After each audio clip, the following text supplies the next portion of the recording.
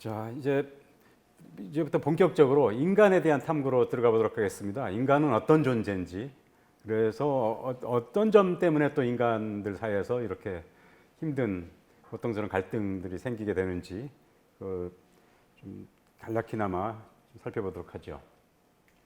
우선 인간에 대해서 몇 가지 우리가 알고 있는 상식, 지식, 거의 또 고정관념 이런 게 있는데 어떤가요? 인간은 흔히 독립적인 존재라고 합니다. 사실 인간의 근대 계몽사회가 이런 사상에부터 시작됐다고 하는데 그때는 사실 신으로부터의 독립 얘기 많이 한 거죠. 독실한 크리스찬 계시지만 그래서 독립을 선언하면서 이런 얘기도 했죠. 나는 생각한다, 고로 존재한다. 이런 얘기까지 댓글로 나오는데, 그러니까 이런 게 인간의 본질적인 속성의 전부는 아닐 것이다라는 생각이 있는 거죠.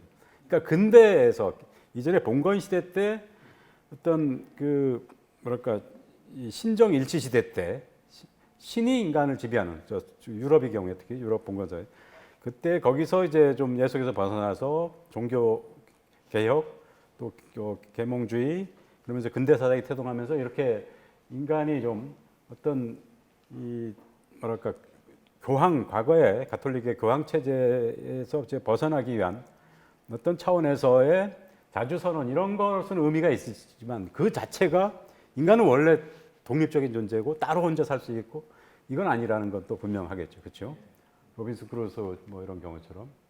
그래서 그런 게 어떻게 보면은 이건 세계적으로도 마찬가지인데 서구의 헌법이나 법률에서 인간관도 그러는데 우리 경우에도 대한민국 법 체계에서 인간을 어떤 존재로 보느냐 할 때 인용되는 중요한 이 헌법재판소의 판결 예인데요.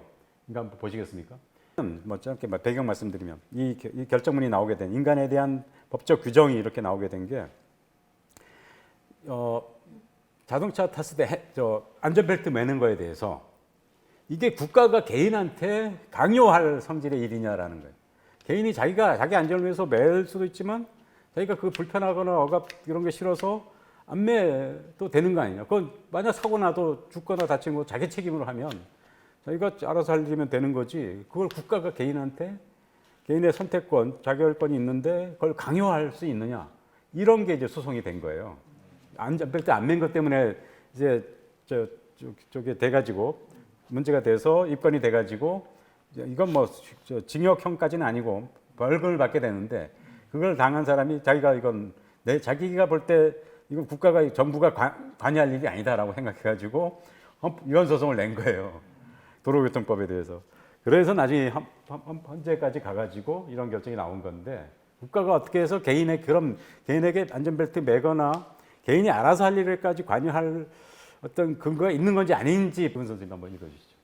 네. 우리 헌법 질서가 예정하는 인간상은 자신이 스스로 선택한 인생관, 사회관을 바탕으로 사회 공동체 안에서 각자의 생활을 자신의 책임 아래 스스로 결정하고 형성하는 성숙한 민주 시민인 바 이는 사회와 고립된 주관적 개인이나 공동체의 단순한 구성 분자가 아니라 공동체에 관련되고 공동체에 구속되어 있기는 하지만 그로 인하여 자신의 고유 가치를 훼손당하지 아니하고 개인과 공동체의 상호 연관 속에서 균형을 잡고 있는 인격체라 할 것이다. 예, 어떻게 공감하십니까?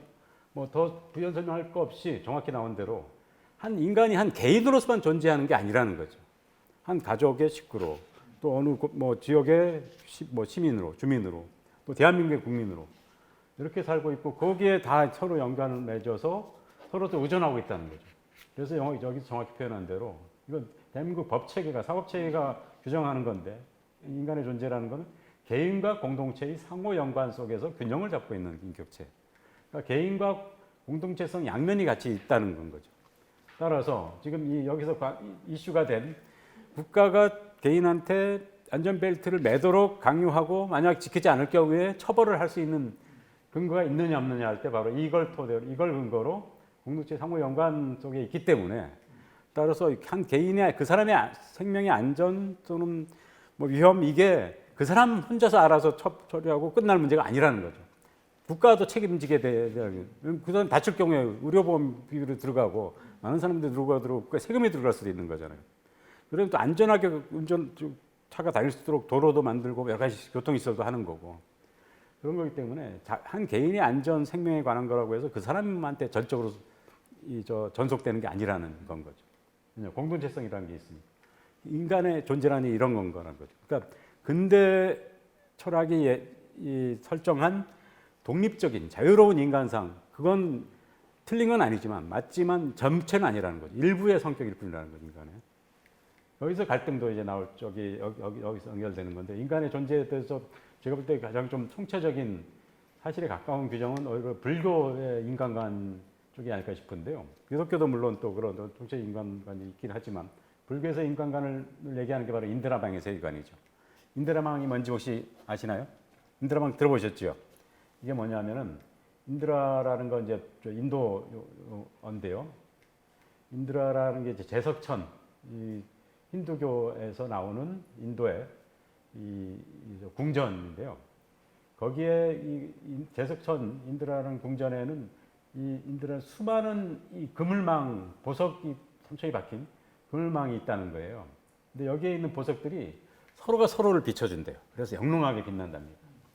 인간의 존재라는 바로 이런 존재라는 서로 이런 그물에 맺힌 보석처럼 보석 알갱이처럼 있어가지고 서로 투영하면서 서로 이제 영향을 주고 받는 거죠. 그러면서 서로를 빛나게 해주는 그래서 서로 의존하고 또 서로 빛날 수도 있는 그런 존재라는 거죠. 서로 연결되어 있는 그런 세계관을 담은 게 바로 우분투 세계관이랍니다. 우분투란 말 들어보셨죠?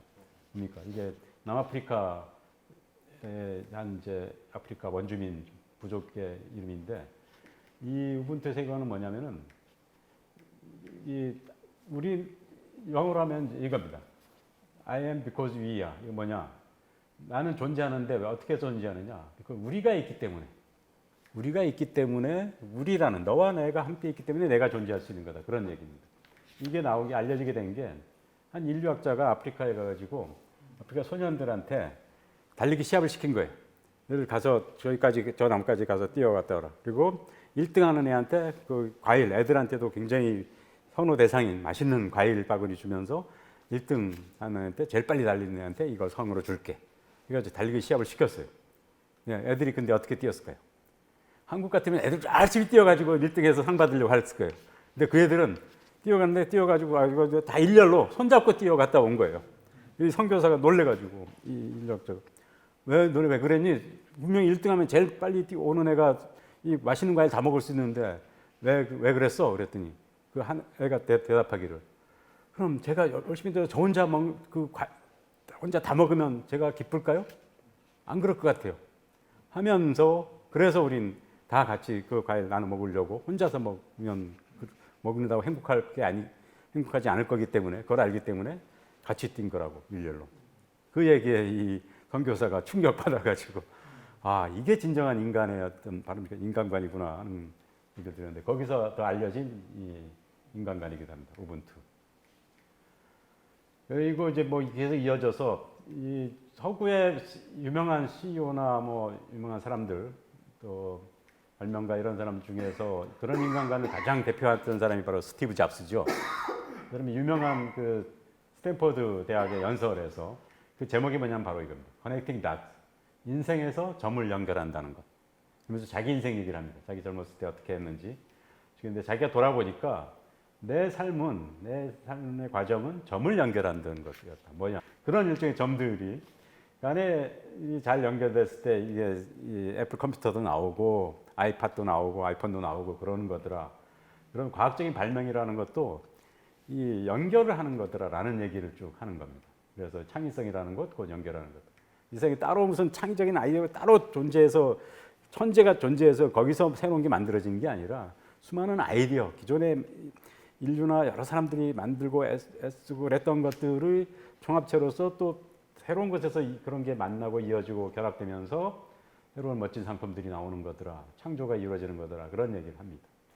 인류 역사상 최고의 발명품으로 치는 게 뭔지 아십니까? 되게 바퀴도 얘기하고 그러는데 그건 그냥 좀 기초적인 거. 현재 이 인류의 지식, 과학, 문명이 있도록 한 최고의 발명품으로 전 세계 학자들이 공통적으로 인정하는 것은 인쇄기입니다. 인쇄기. 책을 대량 값싸게 찍을 수 있는 인쇄기를 발명한 거였어요. 인쇄기. 인쇄기가 발명됨으로써 비로소 인류는 그때는 성경을 많이 이제 일반인도 보게 하려고 이제 인쇄기를 만든 거였죠. 그러면서 일반인도 신부만 아니라 성직자만 아니라 일반인도 성경을 보게 되면서 이게 하나님이 예수님이 사람들한테 인간한테 얘기한 게 이거구나. 우리 신부 뭐 또 주교가 얘기한 것만이 전부가 아니구나. 그건 그 사람들한테 유리하게 해석한 거고 아니구나 하면서 나온 게 이제 종교개혁 아닙니까? 그리고 이제 개신교도 만들어지고 그걸 토대로 인류의 지식이 퍼지면서 근대 세계가 만들어진 거죠. 그래서 근대 이제 계몽주의 나타나고 근대 사상이 형성되고 산업혁명이 이루어지고 현대와 같은 이제 이 문명을 발전시키게 된 건데 그 시작이 바로 인쇄기라는 거죠. 지식의 보급, 확산 그걸 가능하게 했다는 점에서. 근데 그럼 구텐베르크 인쇄기가 어떻게 발명됐느냐?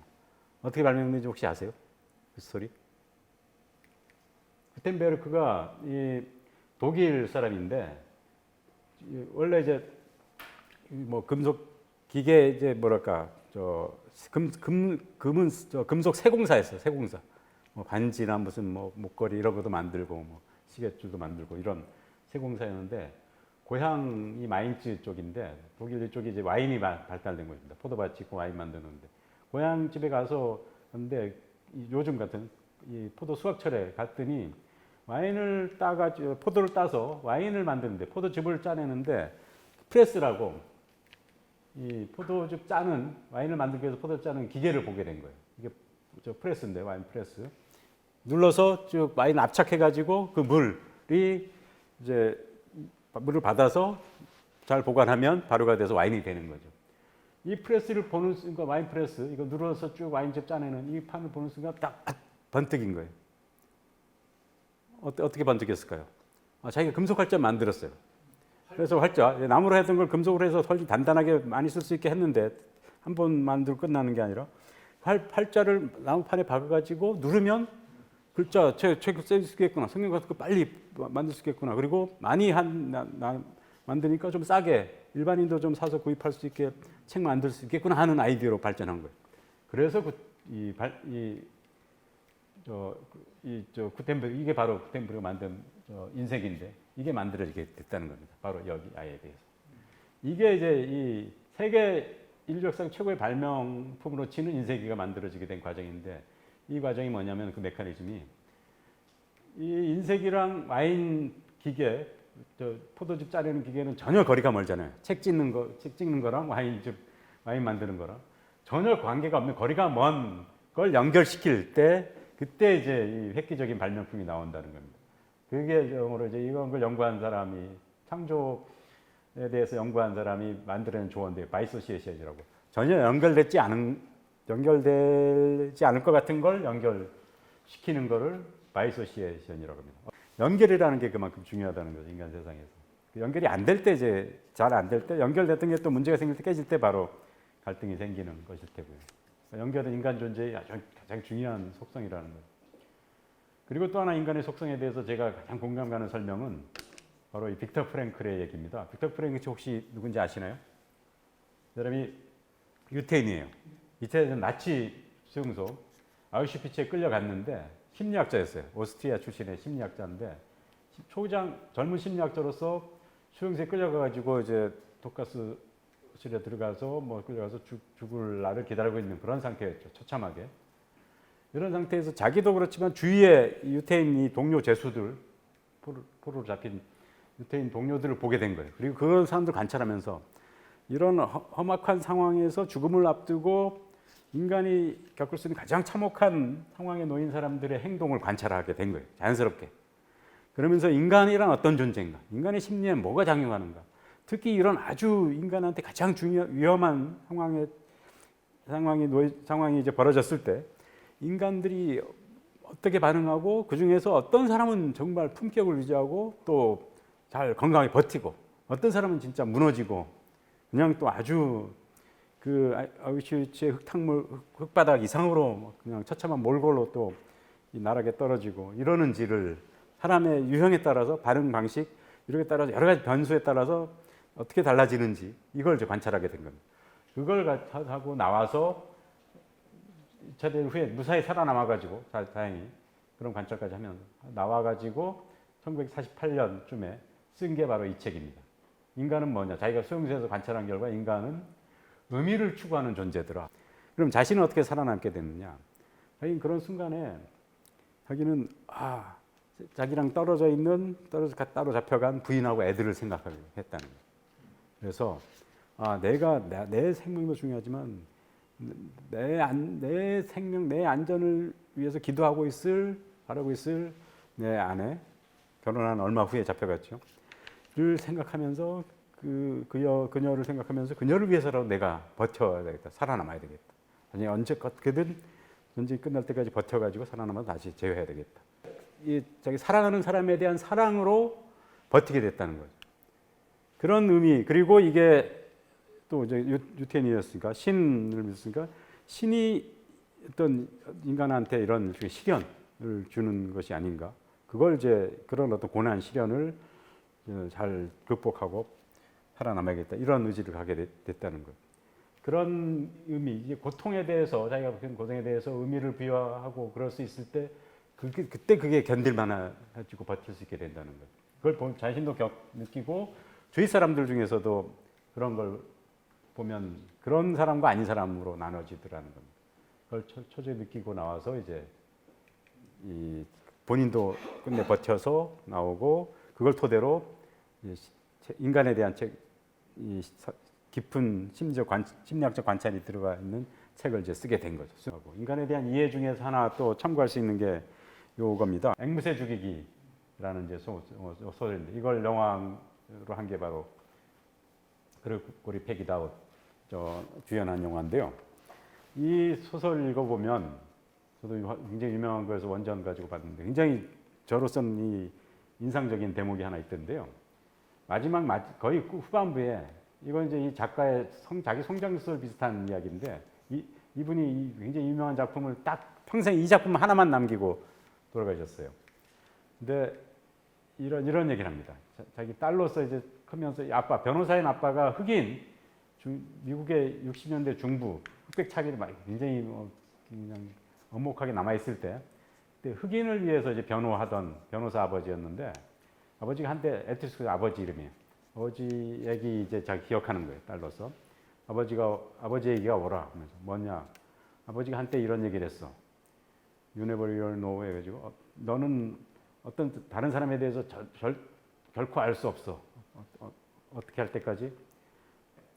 그렇게 다른 사람 신발을 신어보는 걸로 역지사지 하는 걸로는 충분치 않고 그 정도로만 해가지고는 다른 사람을 제대로 알 수 없고 이해할 수 없고 신발을 신어볼 뿐만 아니라 직접 그 신발을 신고 걸어다녀 봐야지 동네 한 바퀴 걸어다녀 봐야지 비로소 그 사람을 알 수 있다라는 그런 건 거죠. 그런 일종의 특히 감정까지 뭘 하게 됐을 때 자기가 어떤 일을 당하게 됐을 때 느끼는 감정 같은 거 직접 겪어봐야지 그 고통, 슬픔 뭐 이런 거 겪어봐야지 행동하고 겪어봐야지 그 사람을 제대로 알 수 있다는 거지 겉으로 그 사람은 그럴 거야 이거 가지고는 안 된다는 맞죠?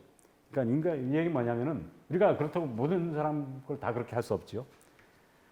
그렇게 인간에 대한 이해를 높이려고 많이 권장하는 게 소설 문학책을 많이 읽어라라는 것도 바로 그 사람 입장에서 그런 상황을 간접 경험할 수 있으니까 그런 건 거죠. 근데 그런데도 한계가 있기 때문에 우리가 내릴 수 있는 결론은 뭐냐?